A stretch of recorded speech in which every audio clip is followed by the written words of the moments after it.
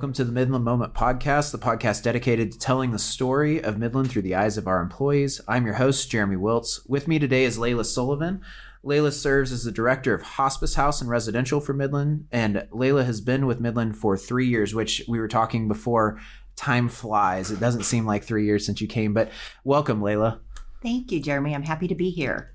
We're really excited to have Layla on. Layla manages, like we said, the Hospice House and Residential Center on our main campus. So if you come onto our main campus, it's Building C, or the last building on our campus, and does really amazing work through there. So Layla, would love to start with just tell me a little bit about your career and what led you to Midland. Sure.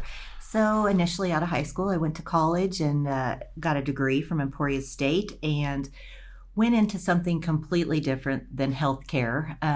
At the time, I thought I had a fear of needles and blood and all the stuff that you think of when you think of nursing. And so it really didn't cross my mind as something that I would be capable of doing. So got a bachelor's degree and started out with a large corporation. And after a few years of working in a cubicle and not feeling fulfilled in doing what I was doing full time, I thought, I think it's time for a change. And at that point, was married, had a couple children, and discussed it with my husband. And we decided to take that leap of faith. And I went back to school and got my nursing degree, and it was the best decision I made as far as in my professional career.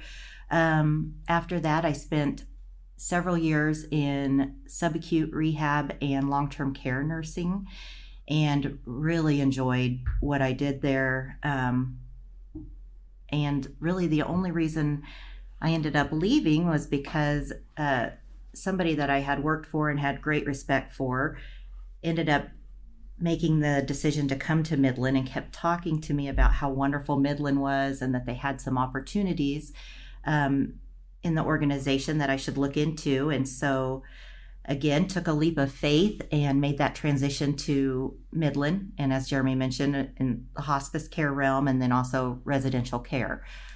So that's how you got here. That's how I got here. So when you were looking kind of, and you were looking at Midland and you were kind of evaluating, is this a step I want to take? Is this a place that seems like it would be fulfilling, a place that seems like a place that I could work long term? What kind of made you feel like this was a place that you would fit into and you would like to be a part of? Sure. Well, the first thing I looked at was I was very excited about it being a nonprofit organization.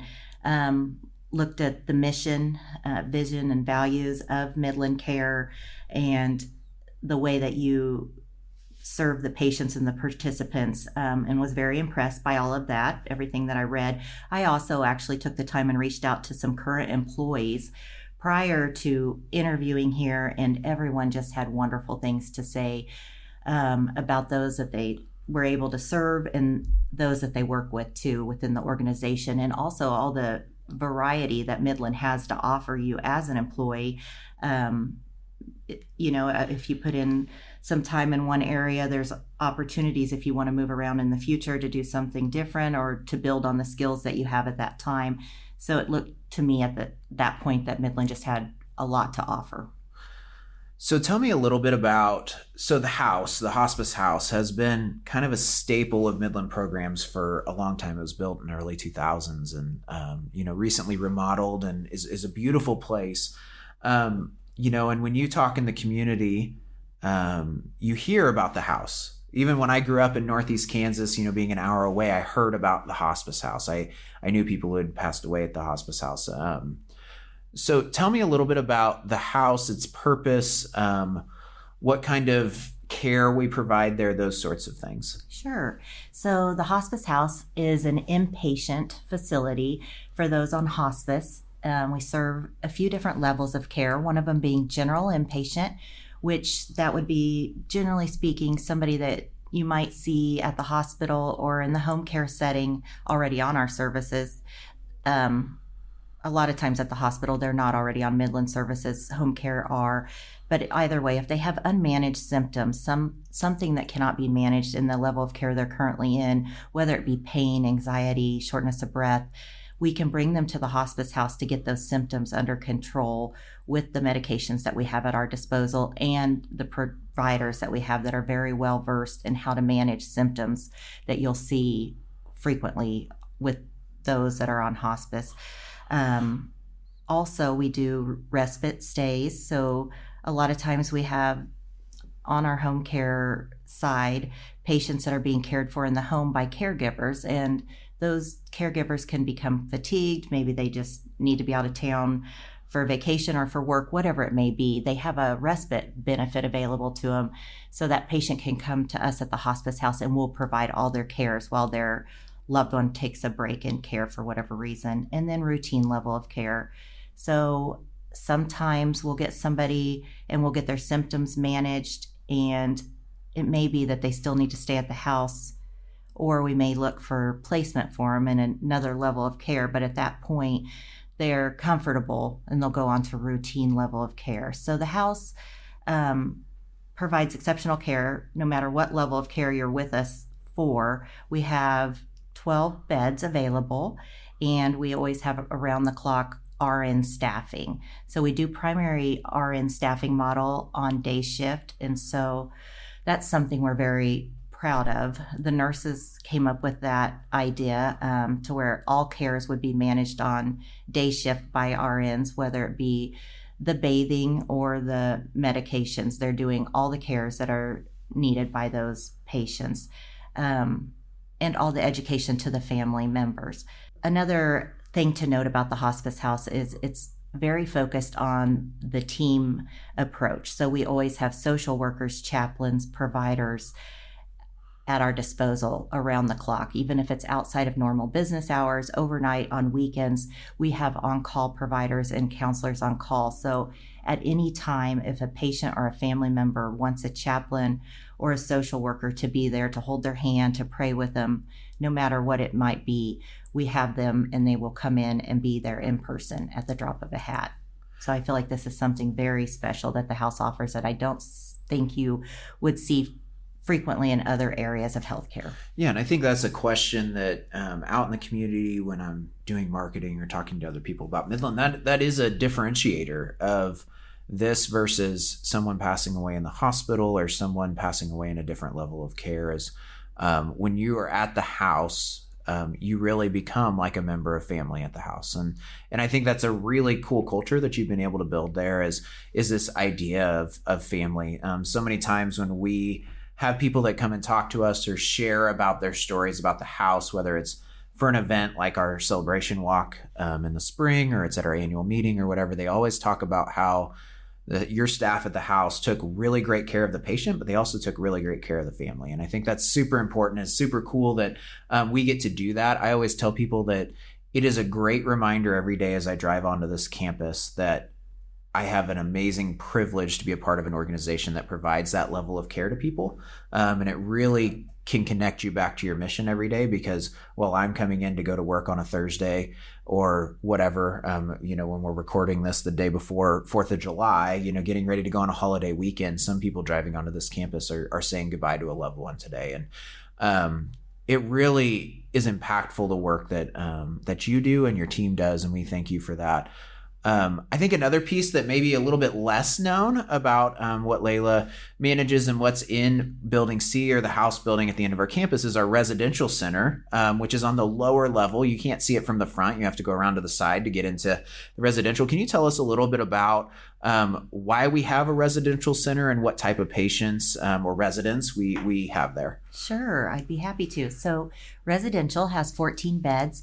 It is more of an assisted living level of care, and we serve all PACE participants. So PACE will sometimes identify those who can no longer safely reside in the community, but they don't necessarily need to go to long-term care. Maybe they just need assistance with medications or meal management, and they can, have more requirements of care than that. But a lot of times that's what we'll see. So we'll get referrals from PACE, and they'll either come stay with us on our sometimes extended respite stays or move in permanently.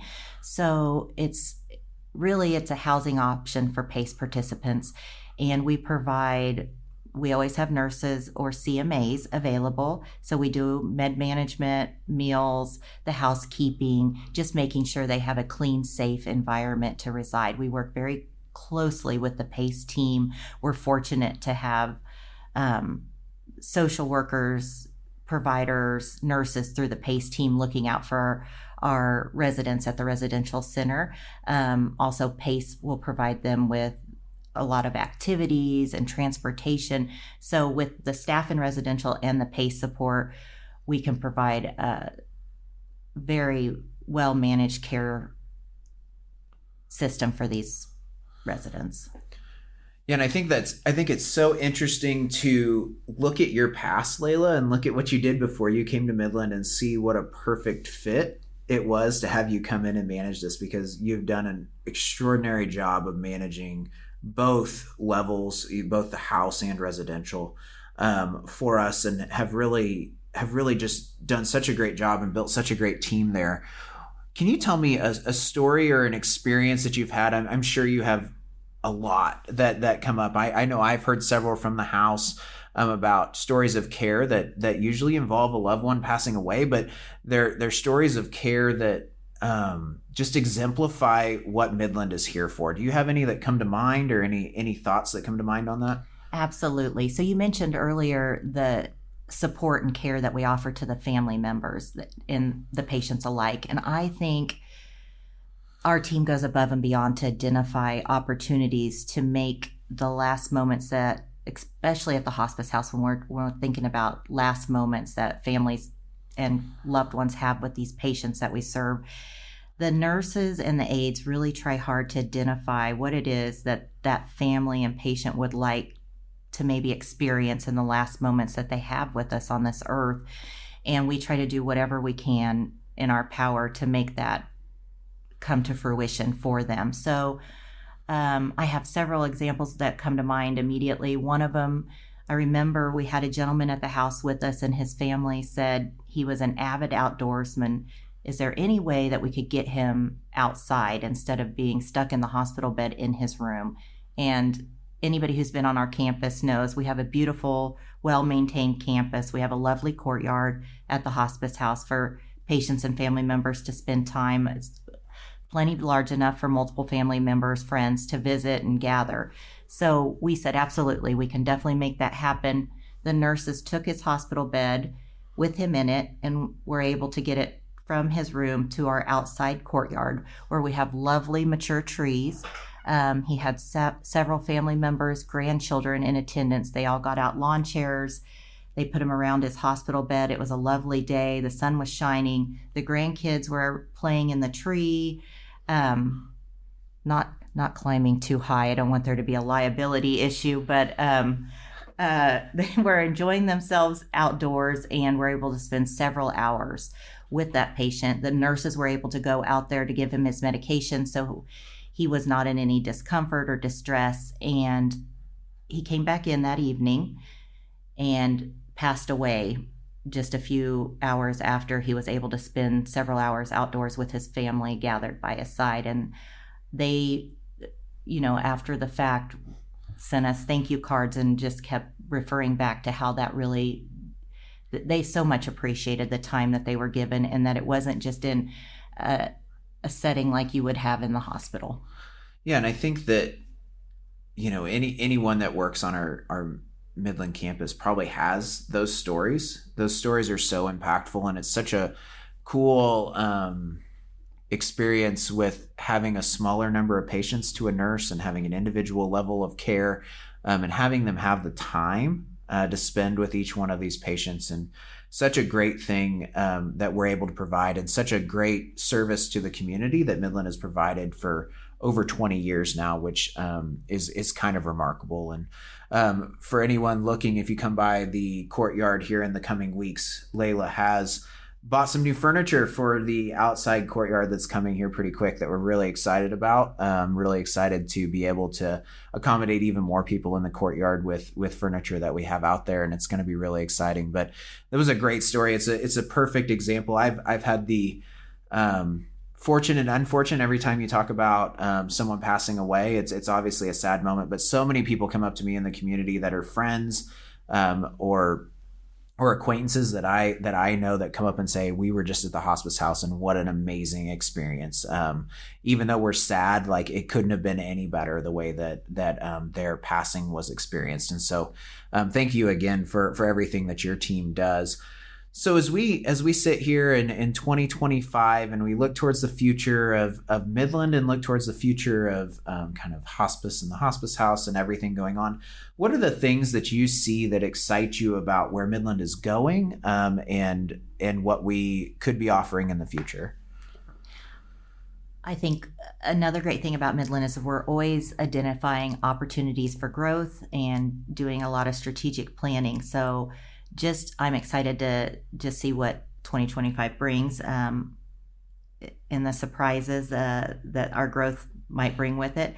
As far as the hospice program, I think we're doing a great job of identifying areas where we can reach out and even reach more people that we can assist. And partnering with the local hospitals and identifying areas that we can be a support to them, and also making sure they're aware of all the services that we have to offer.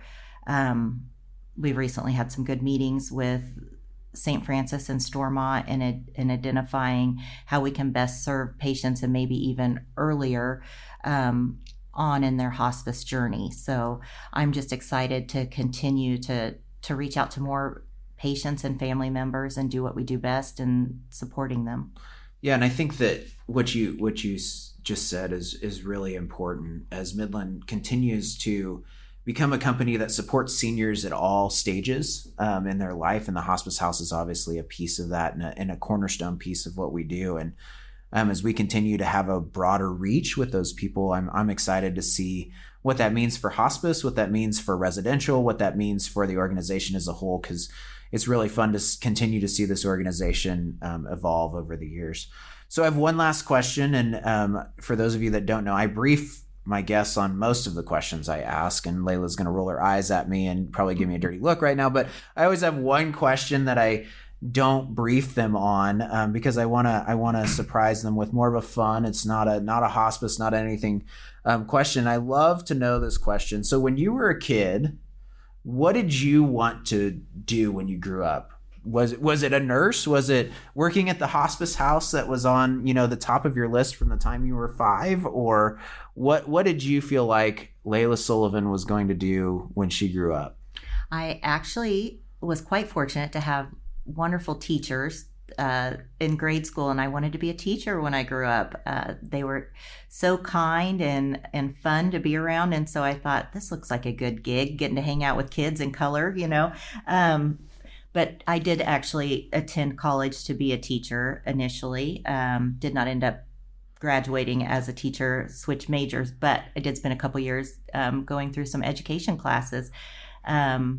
So yeah. I think it's interesting that you say that you wanted to be a teacher, because I think you would probably agree, and you can disagree with me if you want, it's okay. But being a nurse, you actually use a lot of those teacher skills that you didn't know you would probably utilize in healthcare. Yeah. So much of what you guys do, and so much of what you guys do so well is educating our families and our patients on whether at the hospice house it's symptom control, or if it's medication management, or whatever that looks like. So I can see that. I could totally see you being a teacher.